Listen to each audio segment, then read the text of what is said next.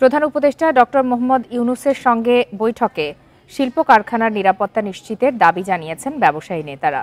একই সঙ্গে তারা বিভিন্ন শিল্প কারখানায় ভাঙচুর ও বিক্ষোভ নিয়ে উদ্বেগ প্রকাশ করেন। পরে তারা সাংবাদিকদের জানান, বর্তমান সরকারকে ব্যবসায়ীরা সমর্থন করেন। আমি তো মশলা বদলে ফেলেছি, এবার আপনিও বদলে ফেলুন। একবার প্রাণ গুঁড়া মশলা ব্যবহার করেই দেখুন। পরশুদিন যেভাবে আঙুল লাগাচ্ছে, এরা কিন্তু আমার কোনো শ্রমিক না, এরা বাইরের লোক, বহিরাগত। কারা এটা আমরা জানি না, কারা এটা করতেছে।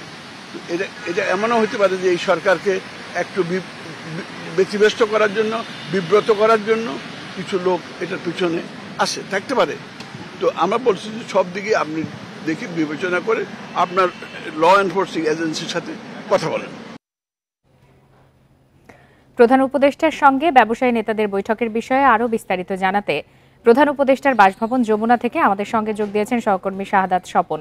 স্বপন, গত কয়েকদিনে আমরা দেখেছি শিল্প কারখানাগুলোতে বিভিন্ন ধরনের আন্দোলন এবং দাবি দেওয়ার প্রেক্ষিতে শ্রমিক অসন্তোষ তৈরি হয়েছিল, যারই প্রেক্ষিতে আজকের এই বৈঠক।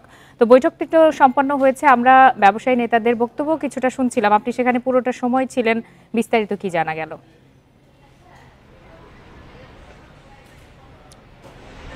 দেখুন, আজকের যে বৈঠকটি ব্যবসায়ী নেতৃবৃন্দের সাথে হয়েছে প্রধান উপদেষ্টার, এটি অনির্ধারিত বৈঠক ছিল। অর্থাৎ গতকাল প্রধান উপদেষ্টার যে কার্যসূচি প্রকাশ করা হয়েছিল প্রধান উপদেষ্টার প্রেস উইংয়ের পক্ষ থেকে, সেখানে এটি ছিল না। যাই হোক, আজকে সকাল 10:30টায় ইন্টারন্যাশনাল চেম্বার অফ কমার্সের সভাপতি মাহবুবুর রহমানের নেতৃত্বে বেশ কয়েকজন ব্যবসায়ী আজকে এখানে প্রধান উপদেষ্টার সাথে দেখা করেছেন এবং তারা তাদের বর্তমানে চলমান যেসব ঘটনাবলী ঘটছে শিল্প খাতে, সেই বিষয়ে তারা উদ্বেগ তুলে ধরেছেন। অর্থাৎ বিভিন্ন শিল্প কারখানায় অগ্নিসংযোগ, লুটপাট, এই বিষয়গুলি তারা তার দৃষ্টি আকর্ষণ করছেন এবং শিল্পের বিকাশের জন্য শিল্প খাতে যেন নিরাপত্তা নিশ্চিত করা হয়, সেই দাবিও তারা জানিয়েছেন। পাশাপাশি সরকারের প্রতি তাদের সর্বত্র সব ধরনের সমর্থনের বিষয়েও তারা আশ্বাস দিয়েছেন। অর্থাৎ সরকারের যে চলমান সংস্কারের কর্মসূচি, সেটির প্রতি তাদের সর্বোচ্চ সমর্থন থাকবে, এরকমও তারা জানিয়েছেন।